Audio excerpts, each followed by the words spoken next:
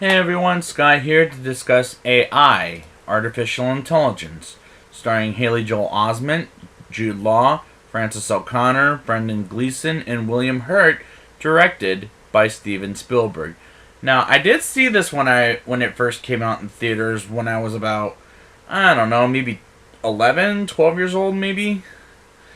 So, and I remember it being a little bit of a strange movie, but let's get into this so I can explain what I'm talking about.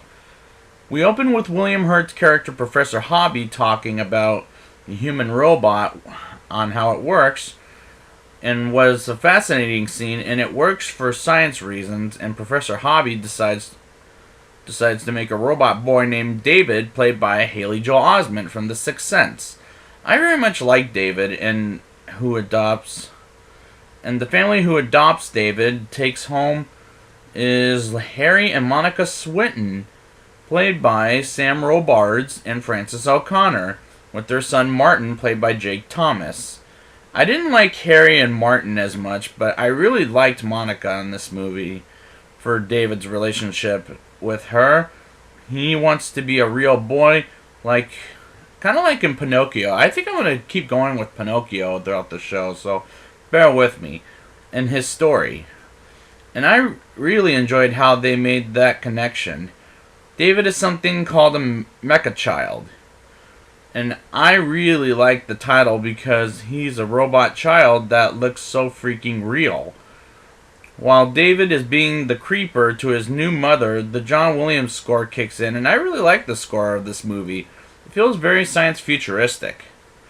I like the scene when David watches Monica eat and she gets a noodle on her face and randomly starts laughing.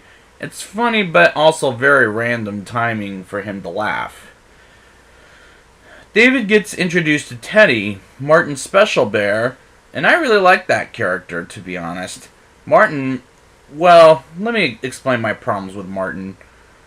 He's so obnoxious, but he's a kid, so I'm not going to blame him for that, for his age, and does things at the most inappropriate timing, and he's too spoiled for me because he pulls that off very well, this actor at this age. That scene when Martin provokes David at the dinner table, and I thought it was good acting between the actors, but the character felt like a spoiled brat. Not one of my favorite words, by the way.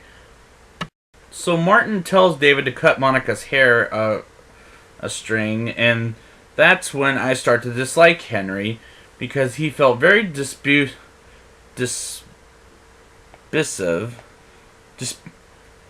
He feels okay. Let me just rephrase that. He just feels really he's just abusive and of David, and both dismissive. That's the right word. And both he and Martin are the reason the sad scene happens. 10 minutes later. The scene where Monica drops off David and Teddy all alone and abandoned in New Jersey, and the way David screams, "Mommy, Mommy," made me feel really bad for David for reasons we'll get into throughout the show, but the shots in the forest were very beautiful, just in my mind. After that scene, we meet Joe, played by Jude Law, who's a good actor in movies like this and the Grand Budapest Hotel, and many other movies, and the production design in his city, and the city we get to later, was pretty and very futuristic look.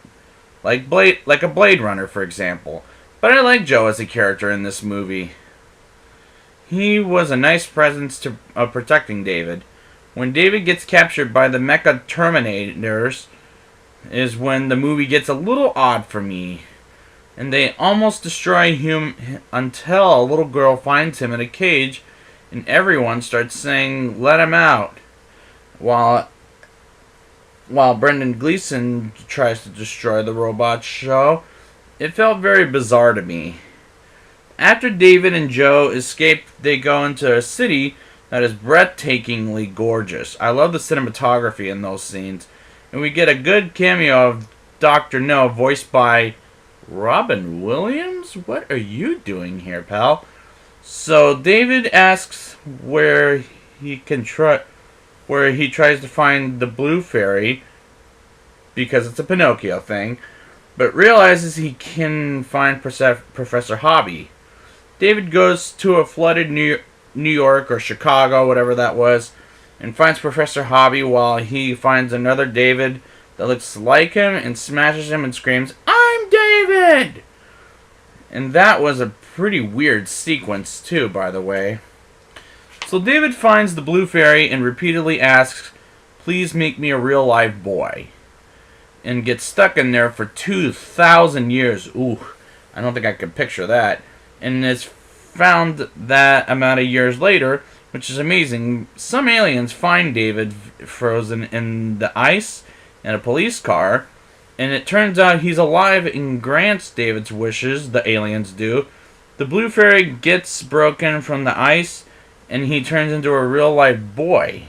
Well, the aliens do, because he gives them the, what's it called, the string of hair that he cuts from Monica earlier, and sees Monica and him and her, just him and her, let me rephrase that. No Martin, no Henry, which I was glad it ended that way. I felt very happy and convincing, so I dug that. Now it's time for the rating. I'll give this movie a 8.4 out of 10. This is a beautiful cinematography. This has it, actually, and a very sad and odd at the same time. And I like the characters, except Martin and Henry. But it was a very beautiful movie with mothers and sons, and just my opinion. So I'd like to thank you guys for joining me, and next week I will be back with 2 of these shows, which are Minority Report and War of the Worlds, both starring Tom Cruise and directed by Spielberg. And until next time, please make me a real live boy.